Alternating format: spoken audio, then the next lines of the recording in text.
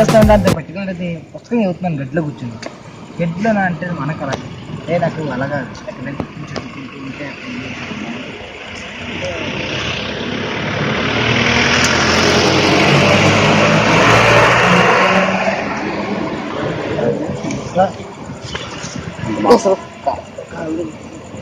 Phone మాట్లాడడానికి చాలా ఆపి ఫోన్ ఆపను నువ్వు మాడతావా?